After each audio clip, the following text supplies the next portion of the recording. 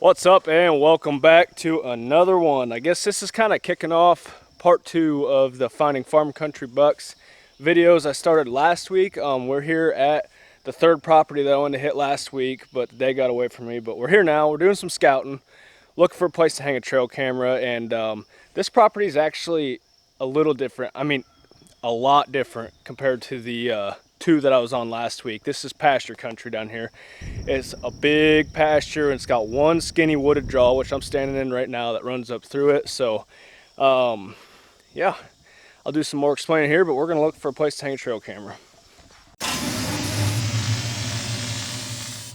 Alrighty guys, like I said, this is pasture country down here. I'm not really too familiar with hunting pasture like layout of this. This is my second season. This will be my second season having permission on this piece of land, so I'm still learning a ton. I got a lot to learn about it. Last year was pretty much trial and error. One thing I did learn is when you're in a cattle pasture like this, running trail cameras with your typical putting mineral salt blocks out, whatever, dumping corn, protein feed, it's not going to work. All you're going to do is get a solid inventory of the landowner's beef herd, and yeah. So this year, early on like this, I'm just going to look for an established creek crossing. You know, I'm looking for a beaten down trail with a bunch of deer tracks, and I'm just going to put a camera up on that trail and run it that way. No bait, no nothing, and hopefully it pans out that way. But yeah, I don't expect a lot out of a spot like this early on in the season. You know, it'd be nice to get a couple pictures and whatnot, but where these spots and where it proved to be last year, I actually shot my buck here on this property last year during the rut, and it's just, it gets pounded. It's transition area, you know, bucks cruising back and forth, and I'm really looking forward to it. Just, you know, I can't not get trail cameras up in the summer. I got it. So I'm going to try something, you know, learning different strategies, whatnot. But that's what we're doing here, looking around.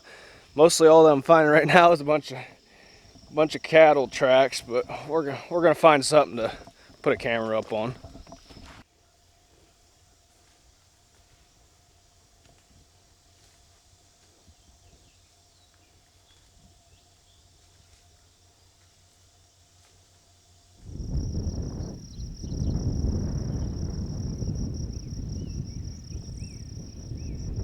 Well, now I'm up kind of in the more of the pasture part of things. I didn't see anything that really jumped out real strong at me down there in the draw. There's a couple fingers that come down out of this pasture. I'm gonna look for some sign. If anything, I did peg a couple creek crossings I might put the camera on, but what I'd like to do, I think, is do a mock scrape down here somewhere, something for the deer just to key in on a little bit, but not attract the cows and the coons and whatnot. But I know, like Jeff Sturgis from Whitetail Habitat Solutions, if you don't know who he is, I would consider he's a genius of the whitetail woods. I really like watching his videos, but he likes to run mock scrapes in the summertime quite a bit and has some success with them. So I think we're probably gonna get this camera up today, but here, give it a couple, 3 weeks, come down, check it, and then maybe make a mock scrape is kind of what I'm thinking. But we're gonna keep looking, see if we can find something. I think I found where I'm gonna put the trail camera for now, at least for a few weeks, till I can get in here with a rake and make a little, maybe a couple mock scrapes to put a camera on. But right here, I actually come right around that bend. There's a trail, but it's not beaten like the cattle have been using it. Something else has been using it. I'm assuming deer, but it bends. You can see right here along the creek.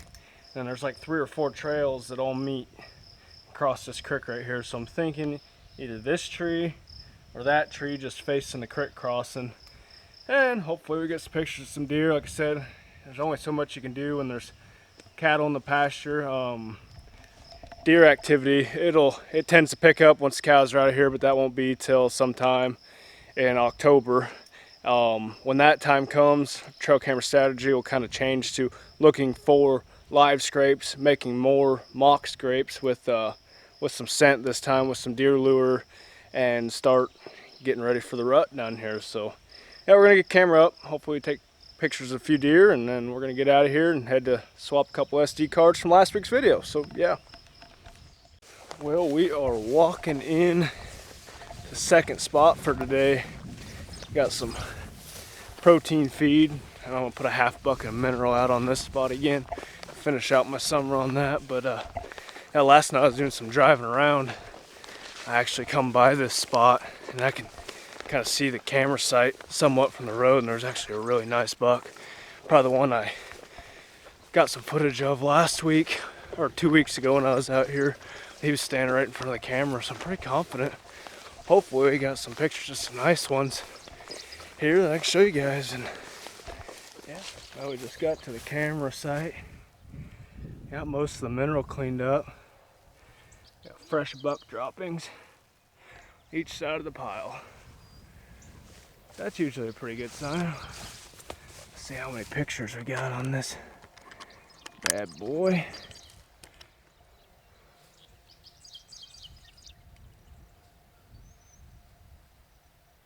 Well, 652. I don't know if you saw that. That's how many pictures are on there. That's a lot for a little spot like this.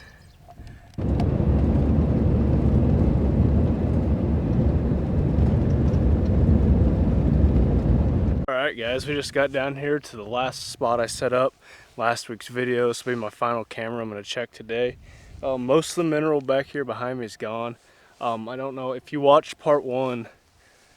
I was walking back along that corn where I found them tracks, and I was saying that there's a bunch of beds real close by under these little trees and stuff. I said I figured they were probably doe beds. Well, I just bounced a doe and 2 fawns up out of here. They were bedded back there about 60 yards, so that kind of confirms that. So I don't have to worry about that buck. I'm hoping to have pictures of bedding real close right in here to this camera, so that's good. Hopefully we have some pictures of them. Like I said a little bit earlier, I was driving around last night and I spotted one right up the mouth of this draw where I walked in, and he's probably the biggest deer I'll have pictures of if he's on camera. So I guess we'll see. Let's see how many pictures we got on here.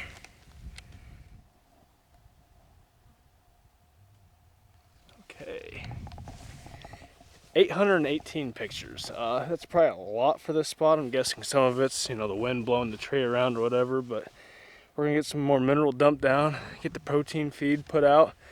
We'll get back up to the truck, we'll check cameras, show you some of the deer he had on here in the last spot. So yeah, I was walking on out of this camera spot here, and so I'll show you, he's kind of guessed the deer's travel pattern. They just walk right along this edge. Got a bunch of half corn plants where they're just eating it off right above the ear or at the ear, and so forth and on down. Them deer, they can really do numbers, some end rows on some cornfields.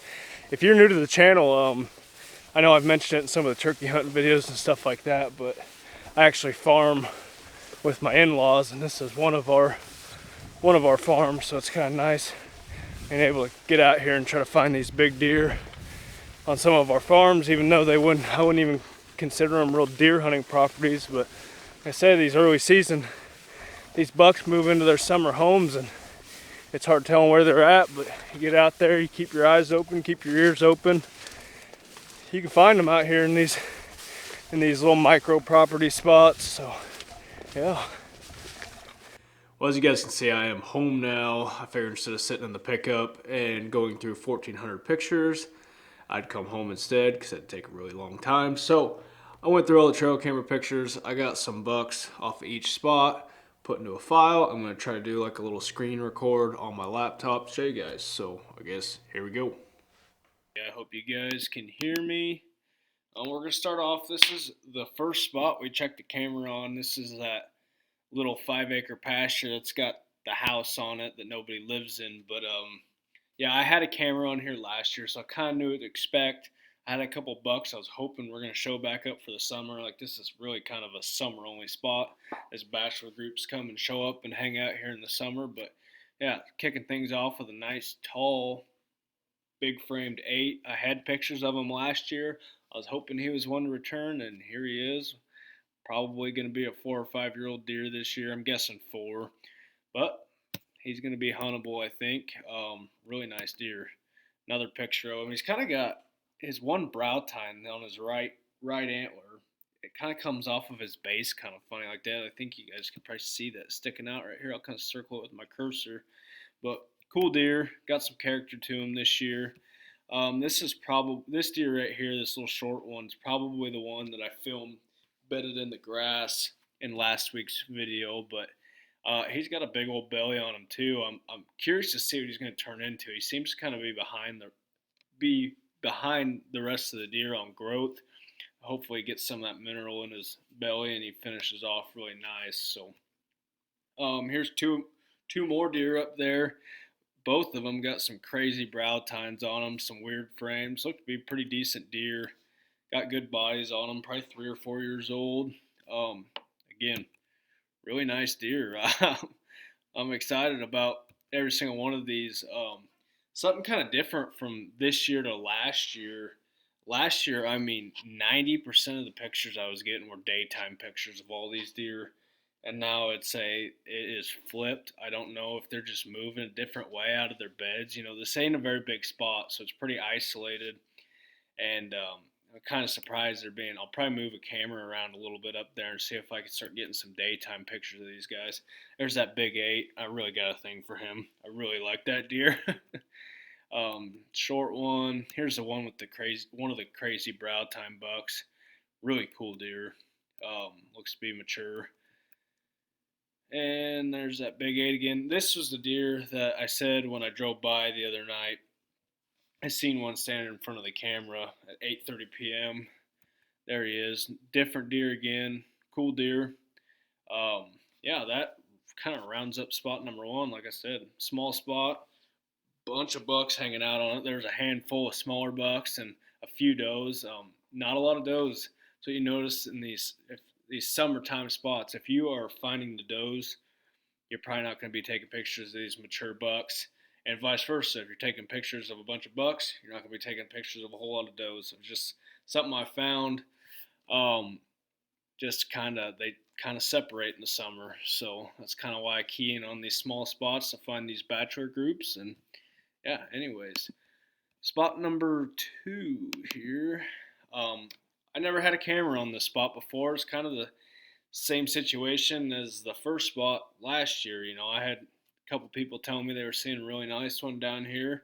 So took a camera in, set up, and here we go. First deer. He's a young deer, but he's got one heck of a good frame on him. Split G2.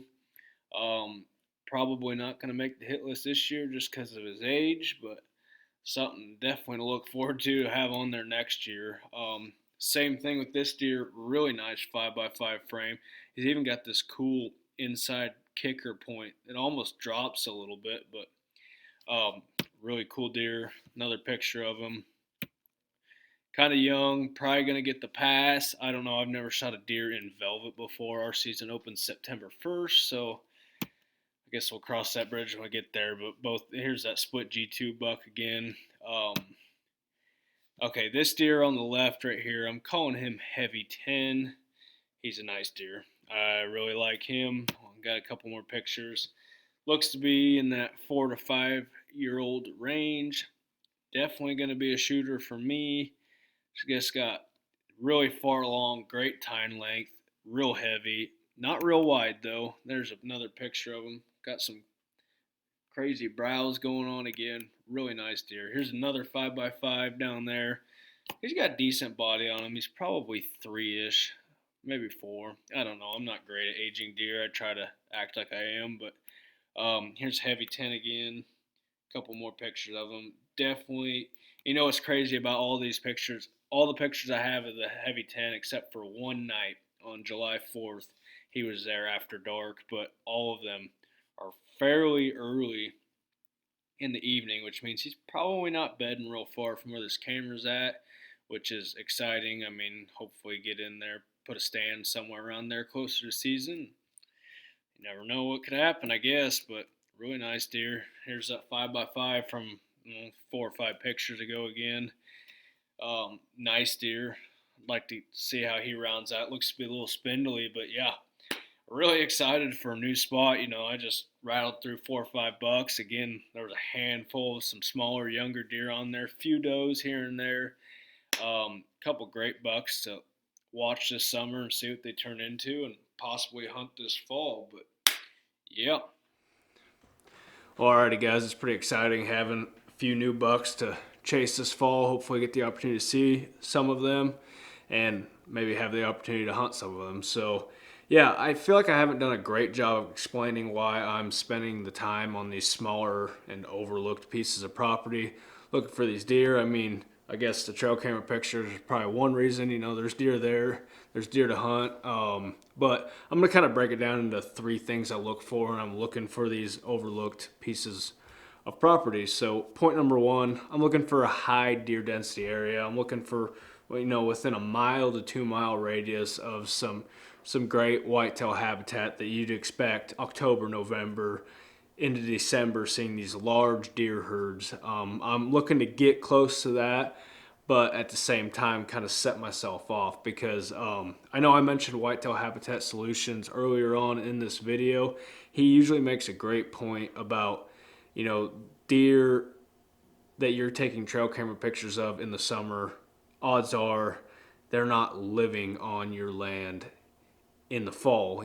They have their summer ranges, they have their fall ranges, and they make that summer to fall transition every year, and that's just fact of the matter is. Now, there are some things you can do to try to keep them to stay, but these spots that I am hanging cameras on, I am keying in on that summer range, their summer habits, if you will, and I'm expecting them to leave. This is really to set me up for a good September, hopefully. But and then that kind of brings me into point number 2 is you want to look for habitat diversity within these small spots. Plenty of habitat transitions. What that is breaks in cover. Different terrain, different foliage, different plants. Like that can be as simple as corn to soybeans or corn to wheat field. Just little break or a waterway running through the field, a small tree line.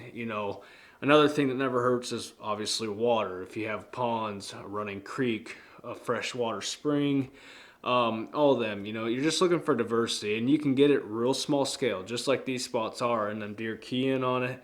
And in the summer, one thing I've noticed, all the standing corn everywhere, it creates even more cover for them deer to feel safe, and that's when they move into these little spots. And then point number 3, it's not really something to look for, but it's keeping your ears open, keep your eyes open. Put the miles on your truck, do your scouting, drive by these bean fields, glass, you might find a good one. Listen to people. That's how I found both of these spots. That's why I set cameras, is people were telling me they were seeing good deer down there. So I fired up a trail camera and went to investigate, and now I have more deer to hunt because of it. So keep your ears open, keep your eyes open, and hopefully you guys can find some spots like this and get on some deer. If you guys enjoyed this video, enjoyed the trail camera pictures and whatnot, leave me a thumbs up. Subscribe if you haven't. We are like a month and a half away from deer season, waterfowl season, dove hunting. We're going to start cranking some hunting videos out real soon. I can't wait. So subscribe so you catch them all. Find us on social media. I'll put the tags down below. We're on Instagram and Facebook, and we just recently started TikTok, so check us out there. But yeah, I guess until next time, thanks for watching, guys.